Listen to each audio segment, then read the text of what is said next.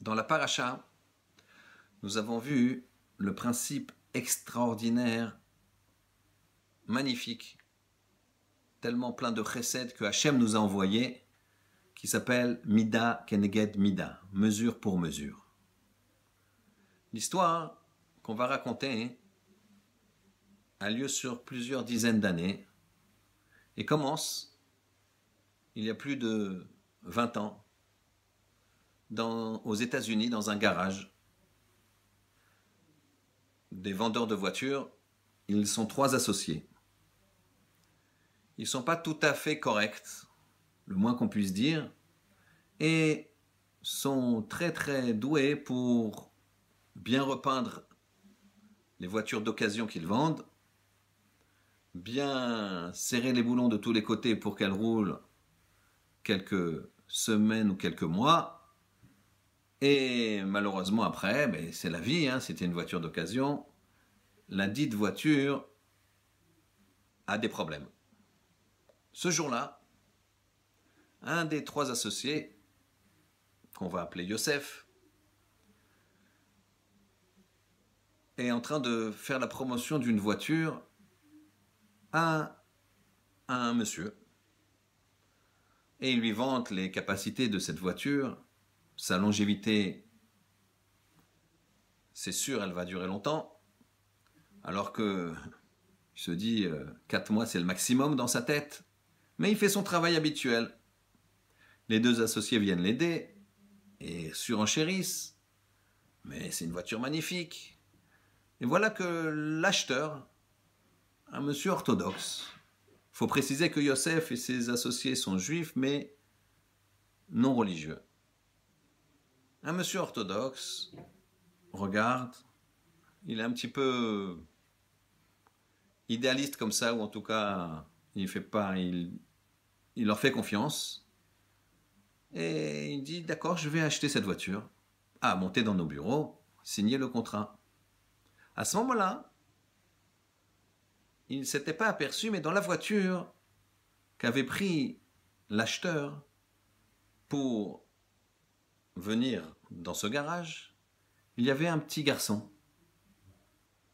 Et Yosef, le vendeur, il dit à l'acheteur, dites à votre fils de monter, il fait chaud, qu'il vienne dans les bureaux. Il dit, mon fils ne peut pas bouger, vous avez raison, il fait chaud, je vais ouvrir la voiture et mettre l'air conditionné, mon fils est paralysé. D'ailleurs, c'est pour lui que j'achète cette voiture que vous avez la gentillesse de me vendre. Alors là, Yosef commence à avoir des remords. Quoi ?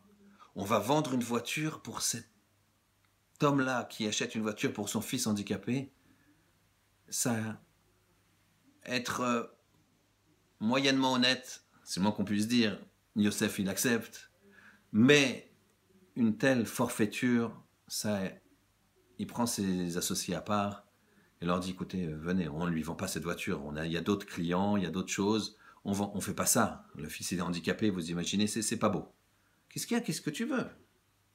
Hors de question, business is business, ça va, et on n'a rien fait, vous savez très bien ce que vous faites. Et voilà que le ton monte. Évidemment, l'acheteur comprend ce qui se passe et remonte dans sa voiture. Il s'en va. Pendant ce temps-là, l'altercation se fait plus violente. Ils en viennent aux mains. Et les 2 associés, appellent la police et disent que Yosef les a frappés. Voilà que Yosef fait quelques jours en prison. Évidemment, il est licencié. Et commence une nouvelle vie terrible pour Yosef. Il va mettre des années et des années à s'en remettre. Il n'arrive pas à trouver de travail dans son domaine, puisqu'évidemment, vous imaginez les lettres de recommandation que lui feraient ses associés. Donc il fait plein de petits boulots. Il fait tchouva, il regrette tout ce qu'il a fait. Un jour, il voit 10 ans plus tard une annonce d'un transporteur, une société de transport qui a besoin d'un responsable de toute la flotte. Et lui, sent qu'il a les capacités. Il se présente, subit les tests et les interrogations, et il réussit. Avec deux autres personnes. Et voilà qu'on lui dit, la loi c'est dur, c'est les États-Unis, business is business. On lui dit que tout le board, toute la société, les dirigeants de la société vont se réunir et recevoir les candidats l'un après l'autre. Voilà que ces trois candidats se présentent. Le premier il passe, puis le deuxième, puis c'est le tour de Yosef. Alors, tout se passe très bien, jusqu'au moment où un des administrateurs de cette société demande à Yosef, mais c'est quoi ce trou de 10 ans? Qu'est-ce qui s'est passé? Vous n'étiez pas dans le métier. Et là, Yosef perd de sa contenance, il rougit, un silence pesant se fait dans la réunion, et tout d'un coup, le PDG prend la parole. Excusez-moi, monsieur, ne seriez-vous pas une personne qui un jour s'est opposée à vendre une voiture à un homme et à son fils handicapé? Yosef rougit de plus belle.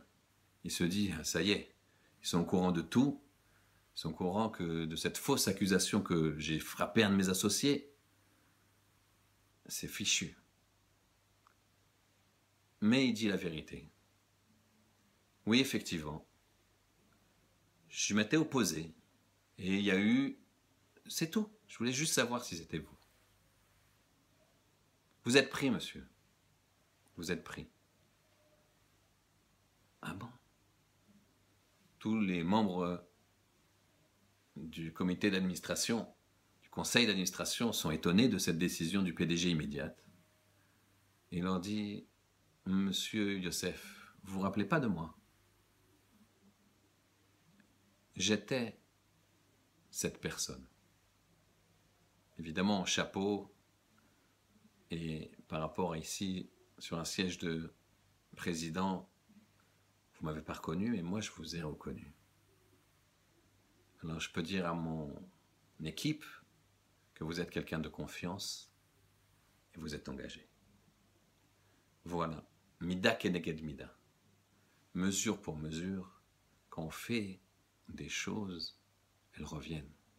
Qu'Hachem fasse, qu'on fasse toujours des bonnes choses et qu'elles reviennent. Shabbat shalom.